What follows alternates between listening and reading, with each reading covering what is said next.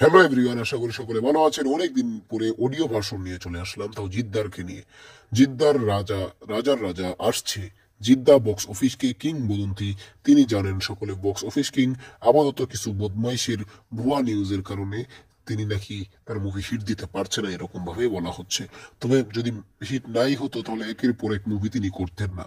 কিন্তু এবার বক্স অফিসকে খেলতে জিদ্দা রাজার মতো খেলতে আসছে। আগামী ঈদে, ঈদে তো আসবে না, সরি, ঈদের পরে আসছে বস, বস দা জিদ্দা। ইয়েস ইয়েস, বস জিদ্দা আসছে, লায়ন নিয়ে আসছে, বস 3 নিয়ে আসছে, এবং আরো অনেকগুলো মুভি, চেঙ্গিস 2, আরো আরো আরো। অনেকের মেজাজটা গরম হতে পারে এই খবর শুনে, কিন্তু ওদেরকে জানাই সমবেদনা এবং দুঃখের খবর। আসলে বস আসতেছে নতুন করে খেলতে, রাজার মতো খেলতে, তোদেরকে 12টা বাজিয়ে দিতে। বস আসতেছে, আসতেছে, আসতেছে। শাকিব খানের পরে যদি কেউ বস থাকতে পারে, দেব, এবং দেবের পরে যে বস সে হলো জিদ্দা। থ্যাংক ইউ পুরো ভিডিওটি দেখার জন্য।